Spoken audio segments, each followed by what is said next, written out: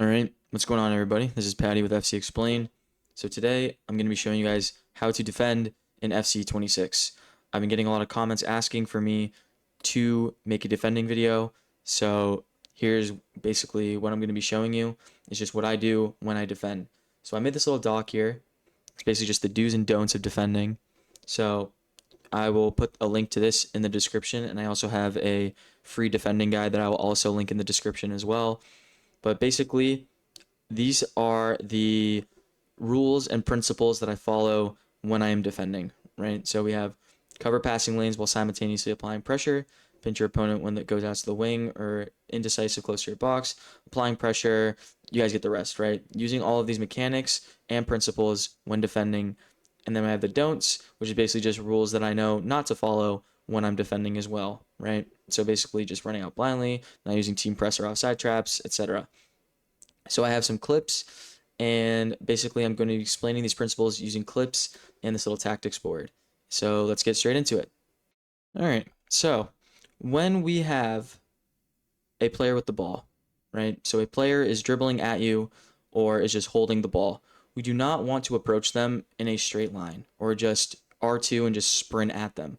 We want to use sprint jockey, which is R2 and L2, or for my Xbox players, right trigger and left trigger. Okay? And we want to move in a movement that is similar to an oscillation or a wave.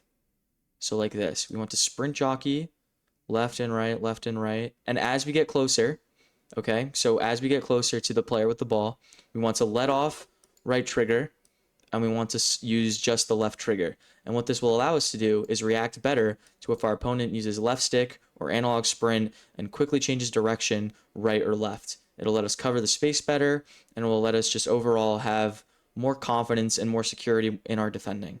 So a clip of this that I have for you is something like this. So this is off a corner. I'm getting countered, right? So look, I have EVD, and he has his Griezmann, okay? Look, I'm just using L2. I'm just using L2, okay? Look, and I sprint jockey towards him when I know he doesn't have an option. So I'll play it again so you guys can see. Look, just L2, I'm just moving back. I'm delaying. And then the minute I see he can't really play a good pass yet, that's when I go. I sprint jockey towards him really fast, and I get the ball, right?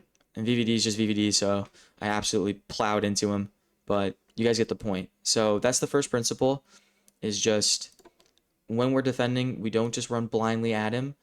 We slowly shift left and right using sprint jockey towards him. So that's the first tip, and I'll see you guys in the next clip. Okay, so the next tip I have is being mindful about the spacing between your players, and more specifically the spacing between the players in your back line, right? So we want to keep, obviously, a well-structured back line. We want to keep them in line, and we want to keep them, more importantly, close together. We want this line to be compact. And the reason we want this line to be compact is because, let's say, right, he has a winger, and this right back goes out and tracks it, and there's no center mid, no CDM to fill this gap. He can now trigger one of his own center mids and put pressure into this space, which will now make it into a 2v1 pretty much, with the striker that's already pressing the center backs, and my right center back that is now having to decide who do I mark, right? It's the worst case scenario. Number one, he's now basically created two 1v1 scenarios, right? Because I know I've said it before in this game, 1v1s are deadly. The minute you get into a 1v1, especially in this region on the outside of the box, it's pretty much game over. You might as well just pray and hope that you guess right, or he makes a mistake regardless, okay? So to prevent this, we need to keep our right back tucked in. We are okay with letting him play this pass. This pass is perfectly fine. You know why? Because he can't do anything out here.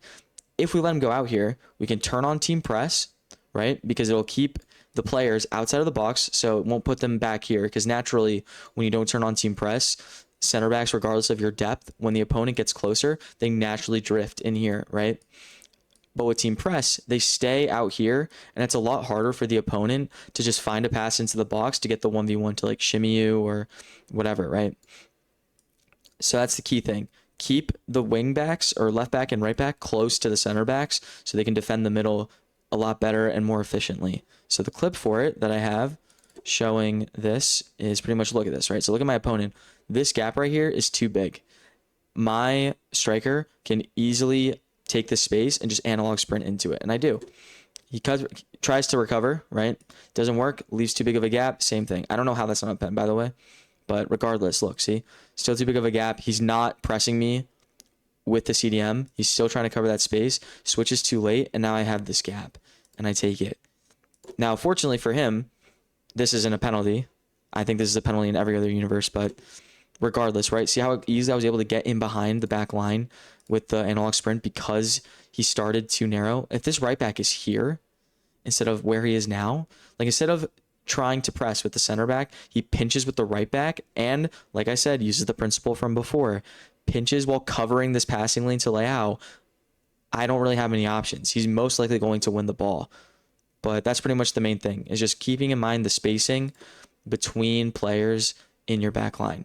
So I'll move on to the next clip, and I'll see you guys there. All right, so the next tip, and I guess the last tip of this video, just because I don't want to keep this video too long.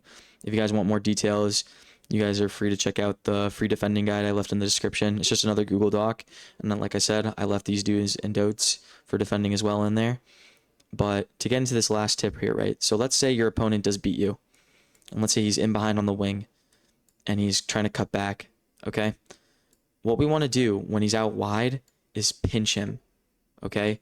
We don't want to use one player and just try to go at him. Even if we're doing, like I said, the oscillations, there's a more efficient way to apply pressure and limit his options. So like, let's say this is his left winger and this is his left back or left center mid here, right? If we, first of all, cut off this passing lane and then pinch and go like this, right? So we cut off this region, or more importantly, force him into here, but make it so it's like as he's going, we're going like this and then like this, right? So we're still covering the passing lane, but we're covering the split here as well.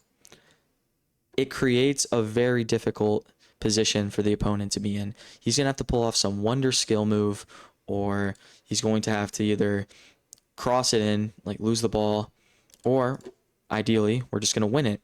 So an example of this is right here. So my opponent's through kind of, there's two people, my two center backs are on him, but look, he's driving wide. So what I'm doing, look, I'm using Gabriel and VVD. I'm creating the same thing, right?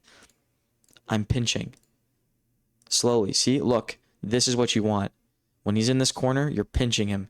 Slowly pinching, right? Applying pressure to his right while using second man press to cover the pressure to his left so he does not have an outlet, and we're forcing him down. And then we take the ball because he has no options. He has nowhere to move. So that's pretty much that. Just remember, pinch the opponent whenever they go out wide. If they want to drive themselves into a literal corner, pinch them. You have the outside lines too. Use them as defenders. Literally, and I mean this literally, box him in. Make it so he can't play outside of this box unless he pulls off something extremely special. But yeah, guys, that's going to be it for today. Hopefully these defending tips will help you get more wins and concede less goals in FC26. If you guys would like more personalized coaching, you guys can book a call in my Discord. And basically, it's just a 15-minute intro call. I get to know you as a player, know your struggles, and I'll see if I can help you. And if I can, hopefully, you guys are more interested in getting some more personalized coaching. And yeah, that's going to be it. Discord's linked below, and I hope to see you guys in the next one. Peace.